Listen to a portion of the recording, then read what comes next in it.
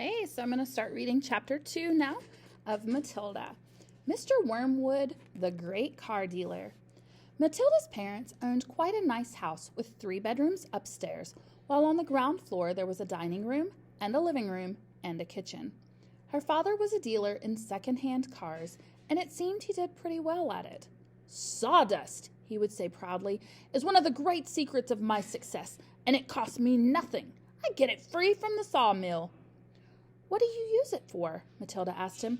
"Ha," the father said. "Wouldn't you like to know?" "I don't see how sawdust can help you sell second-hand cars, Daddy." "That's because you're an ignorant little twit," the father said. His speech was very delicate, but Matilda was never very delicate, but Matilda was used to it.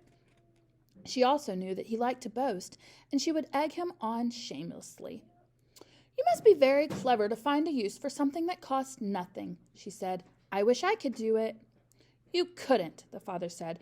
"You're too stupid. But I don't mind telling young Mike here about it, seeing he'll be joining me in the business one day."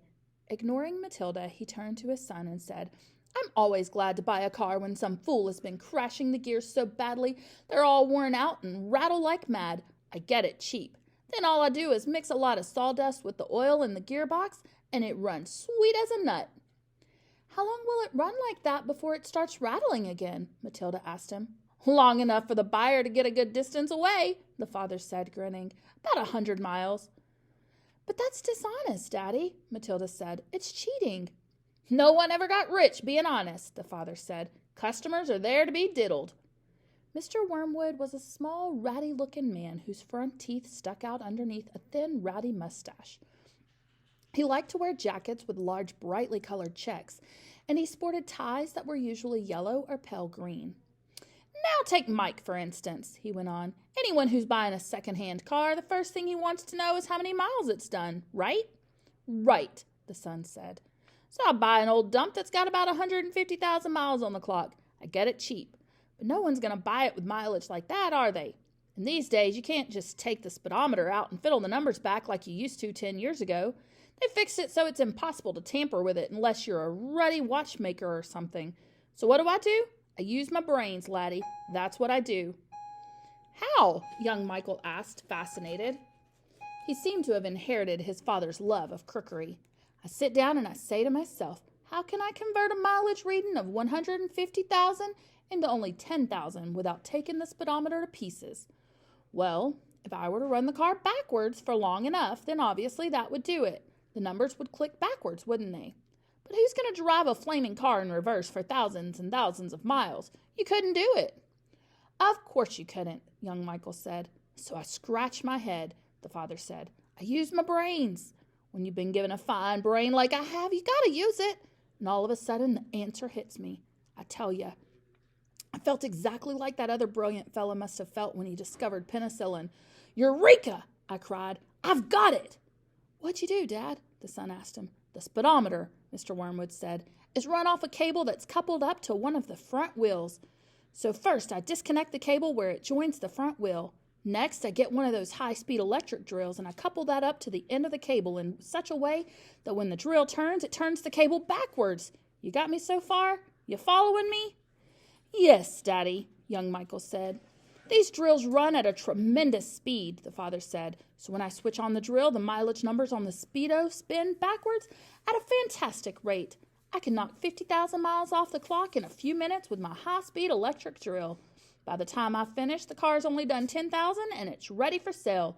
'She's almost new,' I say to the customer. 'She's hardly done 10,000. Belonged to an old lady who only used it once a week for shopping.'" "Can you really turn the mileage back with an electric drill?" young Michael asked. "I'm telling you trade secrets," the father said, "so you don't go talking about this to anyone else. You don't want me to put in a jug, do you?" "I won't tell a soul," the boy said. "Do you do this to many cars, Dad?" "Every single car that comes through my hands gets the treatment," the father said. "They all have their mileage cut to under 10,000 before they're offered for sale. And to think I've invented it all by myself," he said proudly. "It's made me a mint."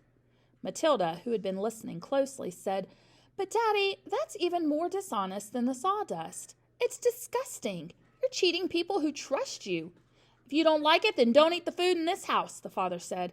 It's bought with the profits." "It's dirty money," Matilda said. "I hate it."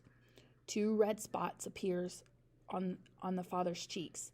"Who the heck do you think you are?" he shouted. "The Archbishop of Canterbury or something? Preaching to me about honesty? You're just an ignorant little squirt who hasn't the foggiest idea what you're talking about." "Quite right, Harry," the mother said. And to Matilda she said, "You've got a nerve talking to your father like that. Now keep your nasty mouth shut so we can all watch this program in peace." They were in the living room eating their suppers on their knees in front of the telly. The suppers were TV dinners in floppy aluminum containers with separate compartments for the stewed meat, the boiled potatoes, and the peas.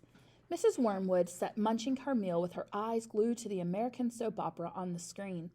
She was a large woman whose hair was dyed platinum blonde, except where you could see the mousy brown bits growing out from the roots. She wore heavy makeup, and she had one of those unfortunate bulging figures where the flesh appears to be strapped in all around the body to prevent it from falling out. "Mummy," Matilda said, "would you mind if I ate my supper in the dining room so I could read my book?" The father glanced up sharply. "I would mind," he snapped. "Supper's a family gathering and no one leaves the table till it's over."